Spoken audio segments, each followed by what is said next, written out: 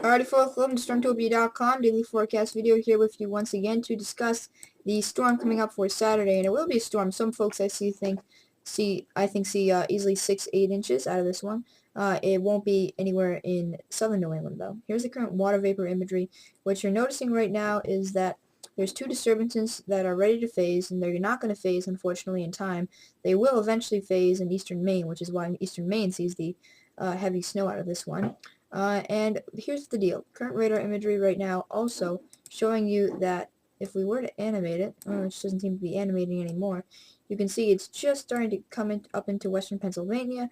If you take you to the south and west, you can see it's pushing through this area right now in Ohio, around 1 to 3 inches for you guys, 1 to 3 inches up in here as well. Chicago, you'll see heavier snow because of lake effect, especially to the east of you guys. But let's talk about right now what's going to be happening in New England, because that's the crunch zone. Yesterday's 18Z nail model went totally nuts, and we're still looking at a rather crazy model spread, but I'm stick to one model, and that's the 12Z nail. Here's the Saturday's forecast. Snowfall basically all the way up into New England. It'll be clearing out during the morning hours in the mid-Atlantic. Let's talk about exactly how this times out on Futurecast.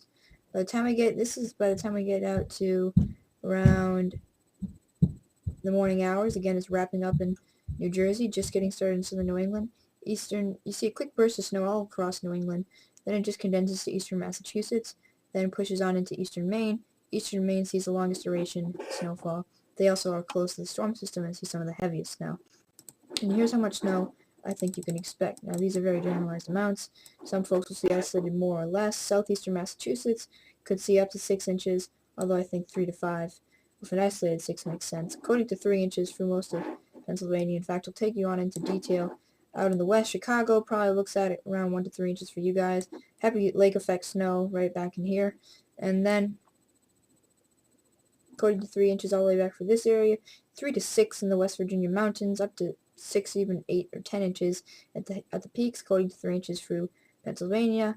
South of the Mason-Dixon line, probably mostly rain out of this one. So 2 storms in a row for you guys that just don't work out.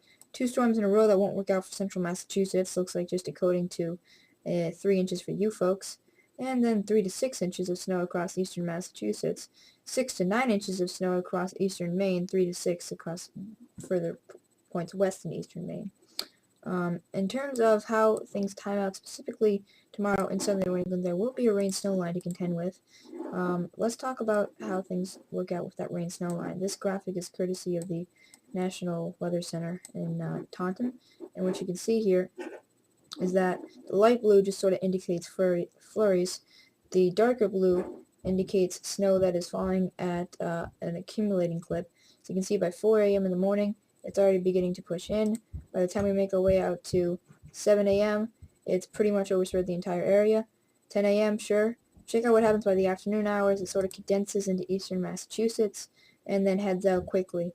And again, that is where you see the heaviest snow, 3 to 6 inches in eastern Massachusetts.